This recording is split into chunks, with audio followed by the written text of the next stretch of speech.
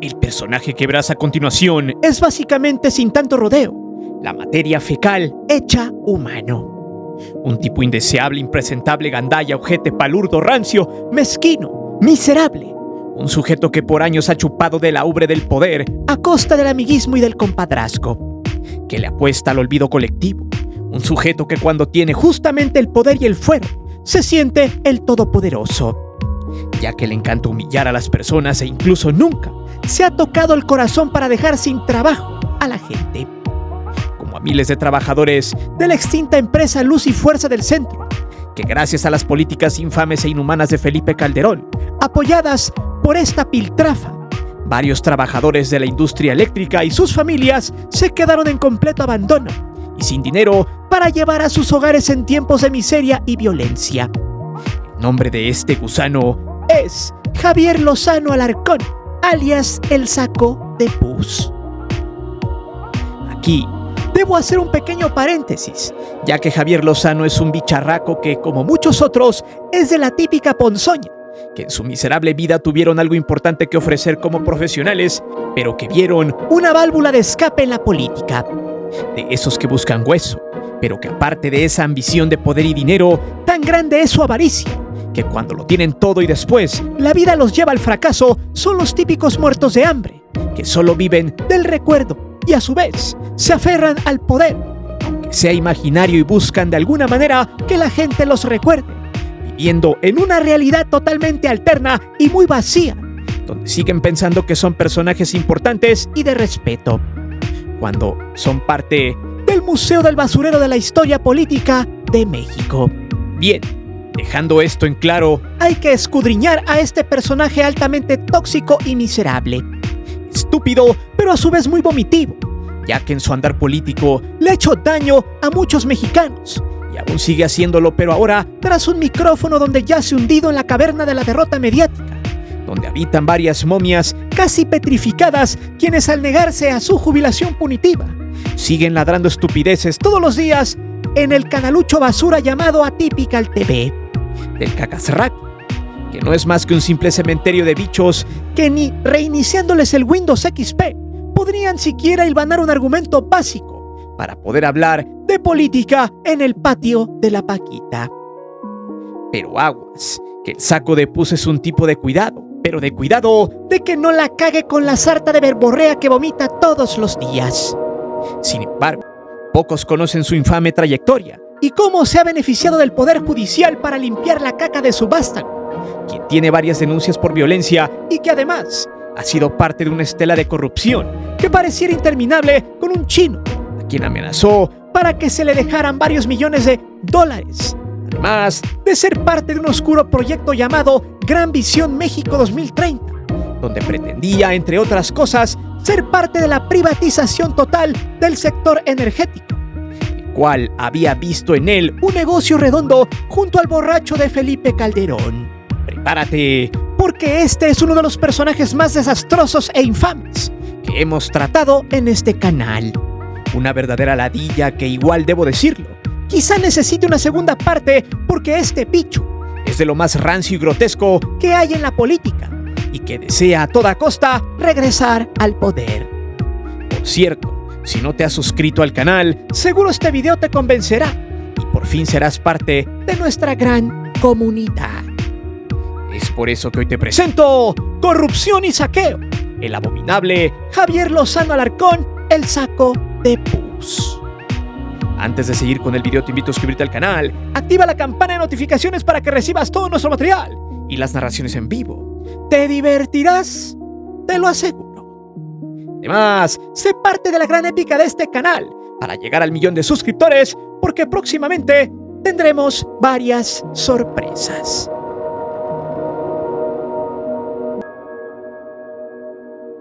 Una cosa sí puedo asegurar: Javier Lozano no puede andar caminando en la calle campantemente, porque la gente bien que lo recuerda, más que nada por dejar sin trabajo a más de 44,000 trabajadores de la luz.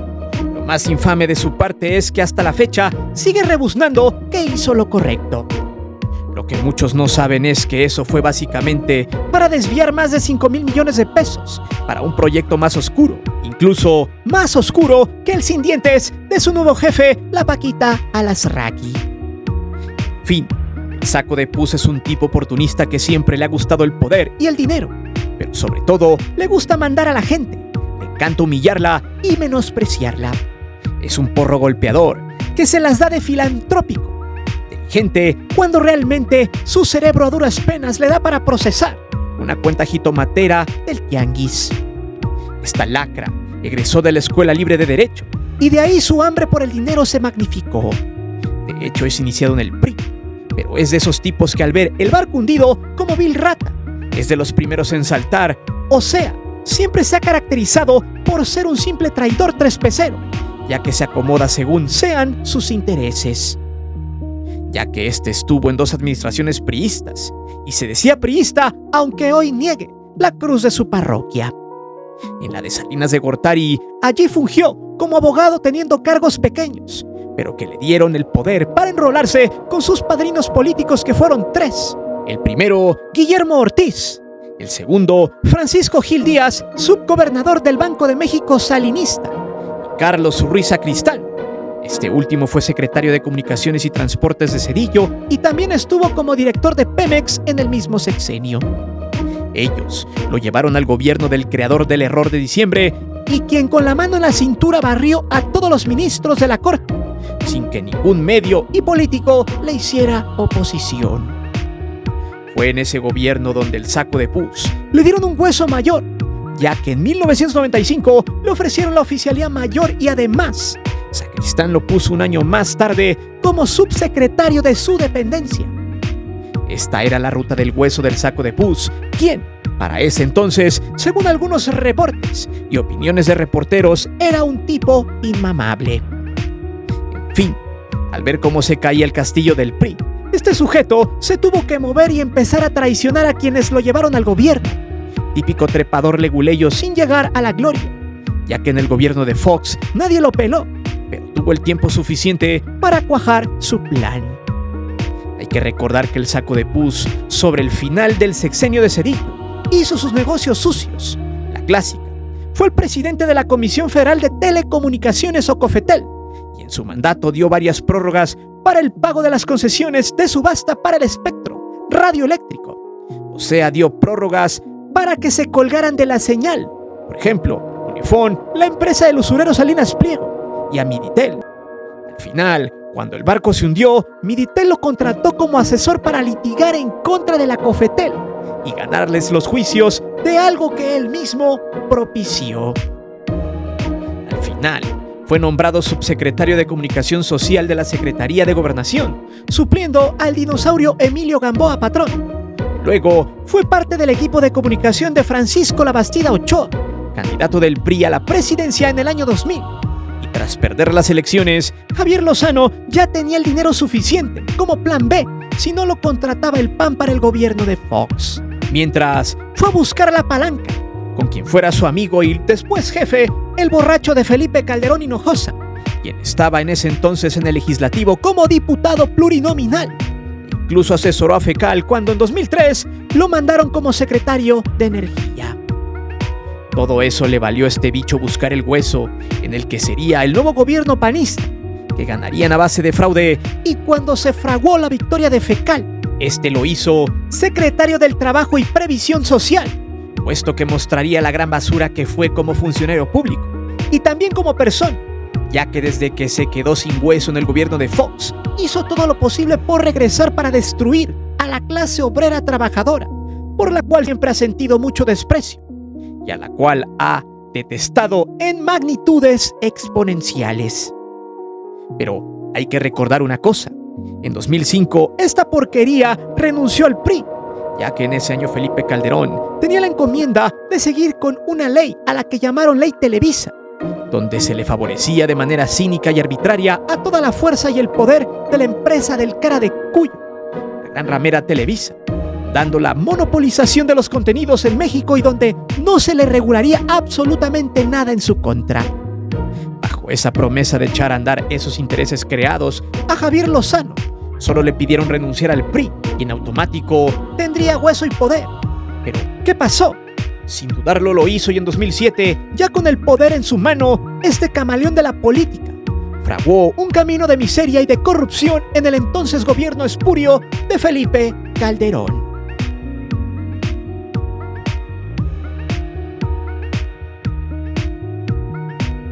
El saco de pus no solo es una lagartija rastrera de la política, sino que también es un güey que es vengativo con las cosas que no le salen o cuando alguien trata de impedírselo siempre y cuando este sujeto tenga el poder. El caso de la extinción de Luz y Fuerza del Centro fue el evento que hasta nuestros días ha tenido repercusiones sociales políticas, las cuales pintan de cuerpo entero a este sucio y purulento personaje. Hay que recordar que la ley Televisa se dio en 2006 y para ese entonces Javier Lozano ya estaba gestando amistades en el corporativo del Cuyo. Hay que recordar cuando aún tenía poder en tiempos de Calderón.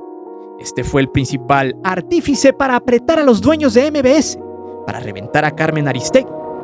¿Qué cosas, no? Años más tarde, Carmen y el saco de pus tendrían la misma ideología en contra de Andrés Manuel López Obrador.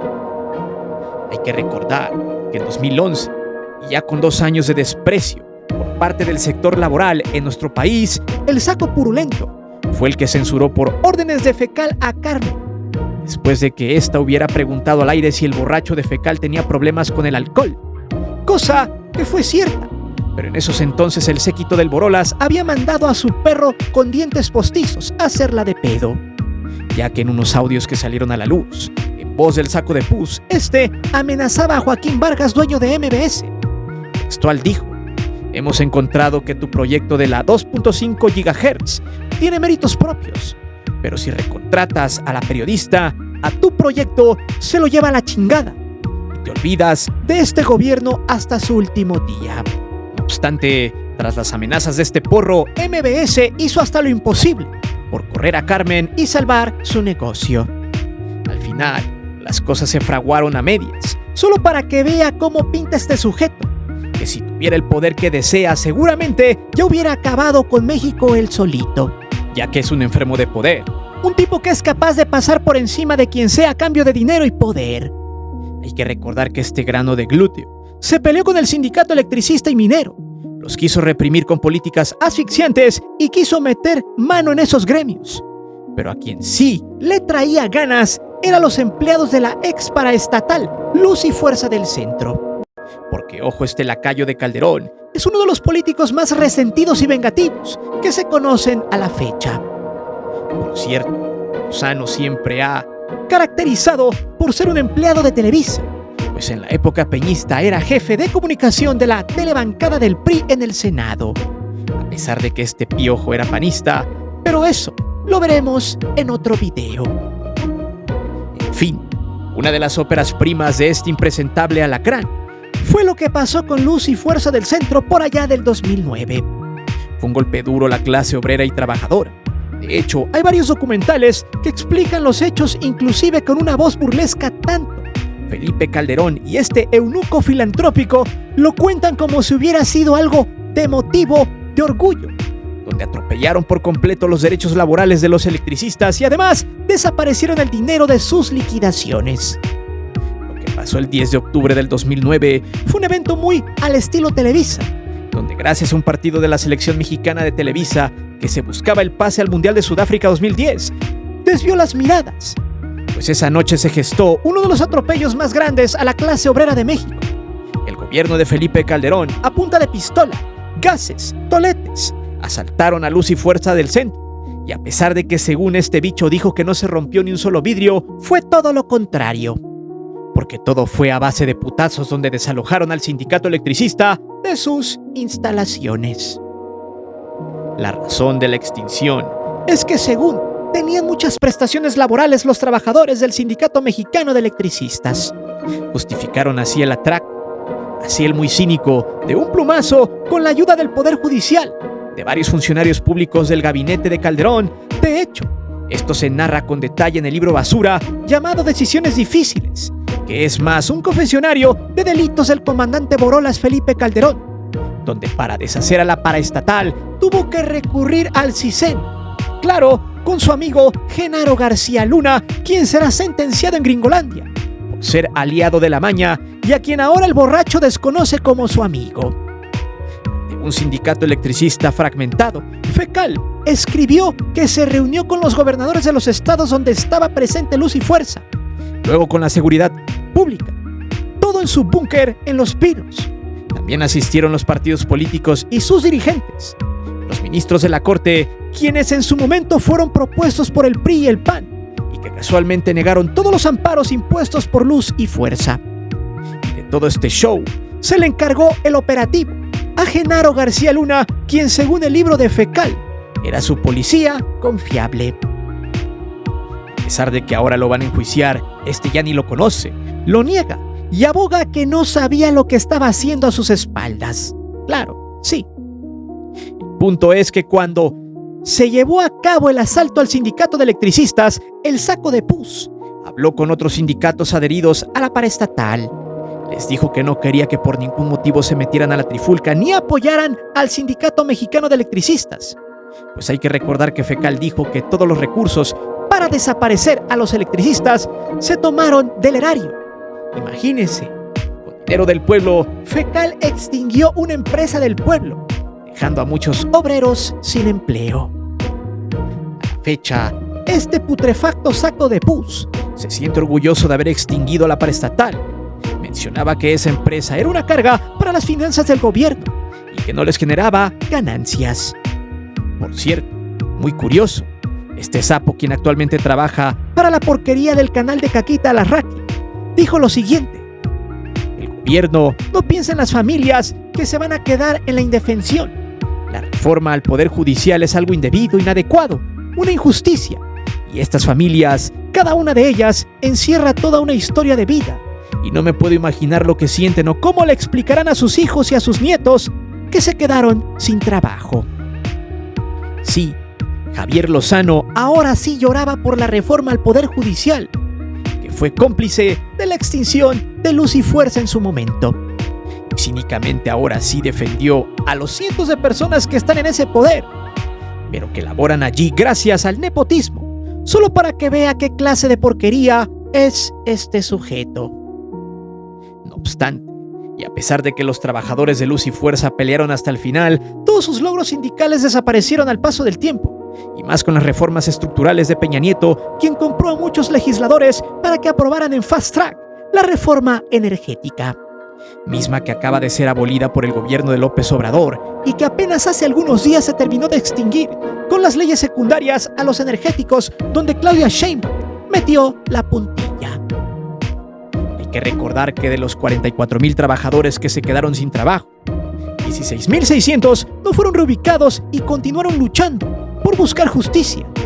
Y si bien el sindicato no es ninguna perita en dulce, las formas son las que se condenan. De hecho, a estos les habían prometido bonos mientras los reubicaban, pero nunca llegó ni uno ni lo otro en el gobierno de Calderón, ya que por ahí hubo un desfalco al erario con respecto a las nóminas, ya que la extinción de Luz y Fuerza dejó libre un recurso de más de 5,800 millones de pesos para el pago de sus liquidaciones.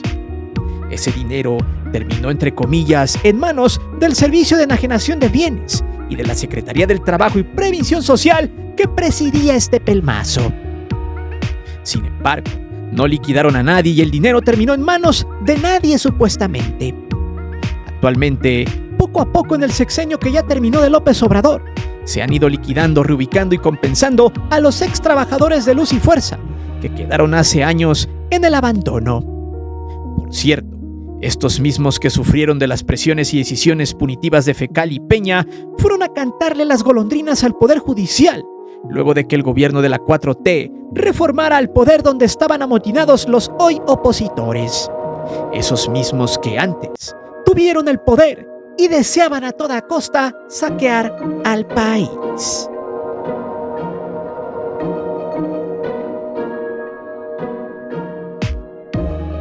Javier Lozano es un delincuente de cuello blanco. Aprovechó el poder para beneficiarse él mismo y sobre todo para seguir incrementando su poder dentro de los gobiernos y las cúpulas. De De hecho, este saltapijas da para 2 videos, ya que estuvo coludido con el tema que presentaremos en este capítulo, debido a la información que tenemos a la mano, ya que hay un tema del cual pocos saben, y ese es cómo los gobiernos del PAN y del PRI planeaban privatizar toda la energía, ya sea de hidrocarburos, energía eléctrica. El plan se llamaba Proyecto Gran Visión México 2030. Los primeros pasos eran extinguir a Luz y Fuerza, luego crear una serie de leyes que legislaran a favor de los grandes corporativos transnacionales, disolviendo a Pemex y luego asignándole las tareas de la paraestatal a privados, para luego dejar en la miseria a la empresa con el argumento de que solo estorba. Clásico dicho que dice, la derecha rancia. Nos cuesta caro, es una mala inversión, por eso hay que venderla, cuando terminan vendiendo a las empresas entre su mismo círculo. Así pasó con Fertinal. Ese es el modus operandi de los ladrones de cuello blanco, quienes estaban acostumbrados a apropiarse de los bienes de la nación. Este tema hasta da escalofríos, con tal de relatarlo en este canal, ya que básicamente el gran proyecto Visión México 2030 era vender al país por partes, y los grandes rubros a privatizar no solo eran los sectores energéticos en su totalidad, sino también el agua, las zonas de reserva de la biosfera, pues iban a entregar reservas naturales a los que pagaran por ellas para lucrar, o en su defecto extraer minerales preciosos. La salud, la seguridad social, la ciencia y la tecnología, donde no cualquiera iba a poder estudiar una carrera en este rubro. Además, se iba a legalizar algo llamado lobbying, que es básicamente que las transnacionales iban a tener poder dentro del poder legislativo, así como le hacen algunos países entreguistas. La idea era privatizar todo México para que los políticos creadores de estas leyes, sus familiares y hasta sus cuartas generaciones siempre vivieran en la opulencia a costa del sufrimiento de millones de mexicanos. El proyecto era algo maquiavélico, que atentaba contra la seguridad, el humanismo, los pueblos indígenas, las culturas y contra la sociedad mexicana. Un proyecto básicamente de ultraderecha que solo buscaba tener 2 sectores sociales, ricos y pobres. Pero todo esto estaba estrictamente planeado desde 2005, y Felipe Calderón se iba a encargar de ello, y quien sería uno de sus alfiles para capitalizar este proyecto era justamente el saco de pus. El tema es extenso, que ameritaría platicar muy a detalle de lo que trataba este saqueo, pero básicamente, antes de que Fecal ganara a toda costa con fraude, los panistas, priistas y perredistas de la época, que estaban afines a la ultraderecha, se habían sentado con líderes y ejecutivos transnacionales, religiosos, académicos y muchos otros discutieron sobre este plan, porque dentro de sus casi 1000 páginas se hablaba de la abolición de los bienes públicos. O sea, por ejemplo, si se hubiera llevado a cabo este macabro plan, ni de pitos la gente de este país pudiese inclusive viajar de una ciudad a otra, mucho menos ir a ciertas playas o caminar libremente en ellas. La propiedad pública cambiaría de nombre a monopolios públicos, el cual iba encaminado al despojo de tierras en comunidades ricas en agua, tierra fértil, minerales, árboles frutales y maderables, tierra de cultivo, todo en contra de campesinos, ejidatarios, indígenas, pescadores. Porque imagínese usted que en un mundo distópico esto se hubiera llevado a cabo. Los pescadores furtivos no pudieran ir a hacer su chamba a las playas para poder subsistir. O de pronto alguna empresa transnacional de cultivo de maíz transgénico se le antojó estacionarse en las llanuras de Veracruz para sembrar maíz modificado. Y así con un dedazo los dueños de estas tierras pasarían a la miseria y venderían a precios risibles sus hectáreas. Habría despojo de todo tipo y quien tuviera más dinero sería simplemente el que tendría el poder, inclusive en infraestructura carretera y marítima, y en el tema de educación también estuviera privatizado. Por ejemplo, la mal llamada reforma educativa era parte de este plan. A quien se le asignaría la administración era a Claudio X González. Esa reforma no tenía nada de educativo, sino que era una reforma en el tema laboral, ya que hacía que los docentes perdieran prestaciones, afores, pero sobre todo, pudieran ser despedidos por cualquier cosa sin derecho a defenderse, mucho menos con una jubilación digna. Recordemos que en tiempos de Peña, los docentes nuevos que entraron al sistema fue por la vía de cuentas individuales en automático, que es básicamente entregar cierta cantidad y única de dinero en algunas exhibiciones, dejando de lado la pensión vitalicia que había de recibir cierta cantidad de dinero hasta que el docente jubilado muriera. En el plan, también se hablaba de que el 70% de la investigación en ciencia y tecnología fuera parte de la iniciativa privada, o sea que no fuera el Estado quien dote de la investigación a escuelas, universidades o centros tecnológicos, y pasaba casi en su totalidad a manos de las empresas privadas, con el argumento de que ellos tenían la infraestructura para enseñar y progresar en materia científica. En cambio de eso, el Estado condonaría millonarias cantidades en impuestos.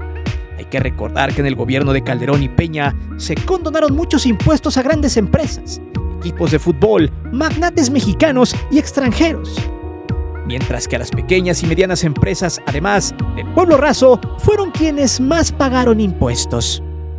Recordemos que el flamante secretario de Hacienda y Crédito Público de Peña, Luis Videgaray, varias veces salió a cuadro en Televisa diciendo que había que apretarse el cinturón, porque según no había dinero. También recordemos que varios recomendados tenían beca CONACYT y donde había una fuga interminable de dinero. Por ejemplo, recordemos el tema de unas salsas para pizza. Se destinaron más de 7 millones de pesos de beca en esa mamada que solo fue una carcasa para robarse el dinero, mismo que salió justamente a través de los fideicomisos de CONACYT, mismos que AMLO desapareció porque era una ruta de desfalco a la nación. La empresa que se benefició con el dinero de la salsa se llamaba Impulsora de Proyectos Productivos SADCP. En fin, el tema es bastante extenso y ameritaría generarle un video en solitario. Si este video llega a los 12,000 likes, seguro lo sacaremos pronto. En fin, esto tiene que ver con este sujeto, quien dio también el visto bueno a este proyecto. Formó parte de él y hoy aboga al olvido y a la desmemoria colectiva. Sin embargo, por eso estamos aquí, para recordarle a todos quién es esta basura de persona. Pero, ¿cree que esto ya es todo?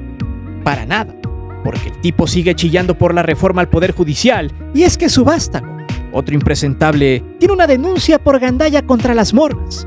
Y eso lo veremos a continuación.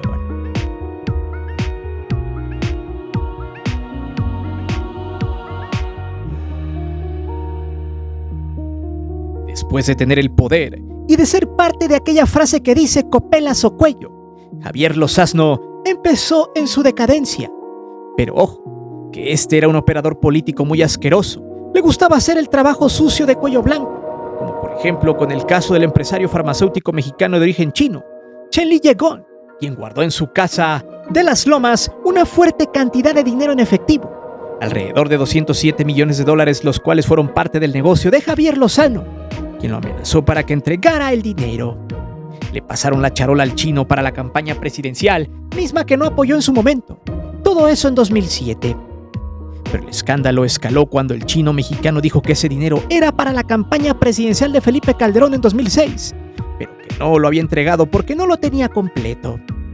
Pero deje usted eso, el tema escaló aún más, ya que el gobierno de Calderón, para quitarle el dinero, misma que no supo dónde quedó, aunque sabemos muy bien en los bolsillos de quién está y quiénes son los delincuentes, para quitárselo, primero le mandó a la extinta AFI. Luego dijeron que ese dinero había sido por la venta de precursores para la elaboración de productos tóxicos, de los que se vendían en la serie Breaking Bad. Javier Lozano es un impresentable y, como lo dijimos, jala para donde más le convenga, pues cuando el gobierno de Peña acababa, como vio que el PRI tenía ciertas chances de seguir en el poder, con José Antonio Meade, una opción para alargar el plan que se venía gestando desde el gobierno de Fox, y además de seguir en la puja de protección de su hijo Javier Lozano Ponzanelli, quien en conjunto con otro mi rey abogado llamado Gabriel Castañeda Gómez Montt, quien casualmente es hermano de la ex conductora de TV Apesta, hoy prófuga de la justicia, Inés Gómez Montt, ambos perpetuaron a una abogada llamada Amarán de Riojas Orozco. Los hechos se dieron en 2016, sin embargo, el Poder Judicial, o bueno, los jueces, fallaron siempre en contra de la chica a pesar de que se comprobaron varias cosas a su favor. De hecho, ese caso llegó hasta una mañanera de AMLO donde dijo lo siguiente: son hijos de personas importantes que usaron el influyentismo para no ser llevados a la cárcel. Su papá era senador, personas con poder que le han amenazado. Son juniors protegidos por sus padres. Todo esto gracias a que una periodista preguntó y revivió el caso porque la chica se había quejado de las amenazas de estos dos en su contra. De hecho, por irónico que parezca, uno de los jueces que llevaba el caso estaba acusado de perpetuar en contra de una fémina. Ya ven por qué estas basuras se resisten al cambio en el poder judicial. El caso es muy turbio y da para una segunda parte, ya que la abogada que estaba colaborando en el despacho Nazar an-Nazar Abogados explicó en términos generales que le dieron de beber y la pusieron pedísima. Después actuaron carnalmente y hasta un cigarro le apagaron en las toronjas. Por cierto, el juez que estuvo a favor de estos dos se llama Agustín Rodríguez Beiza, quien tuvo una denuncia también por lo mismo que sus clientes, la cual ocurrió en 2017 con una de sus alumnas del Centro de Estudios Superiores en Ciencias Jurídicas y Criminológicas. El juez fue vinculado a proceso, pero mágicamente obtuvo el perdón de la víctima sin resolverse el caso. A la fecha, no ha habido justicia para la abogada Amarande.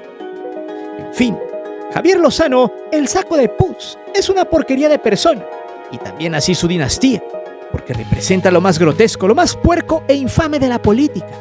Es un tipo que jamás en la vida debe pisar un cargo público, porque el día que lo haga es capaz de que con el poder que llegase a tener, de destrozar a todo un país.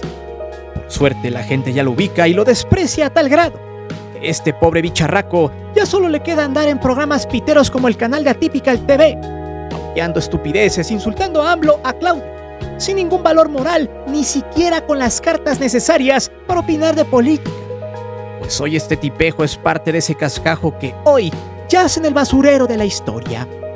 Pero ojo, nunca hay que olvidarse de quiénes son estos sujetos, para que se mantengan frescos en la memoria de los mexicanos y sigan hundidos, no solo en el abismo y la miseria política, sino que reciban lo que se merecen, por todo el mal que causaron a miles de mexicanos cuando tuvieron el poder en sus manos. Pero dime, ¿qué opinión te genera en estos momentos el saco de pus Javier Lozano Alarcón? Con el cambio de poder judicial, ¿este mequetrefe recibirá su merecido? ¿Crees que este sujeto vuelva a tener el poder que alguna vez tuvo en su vida?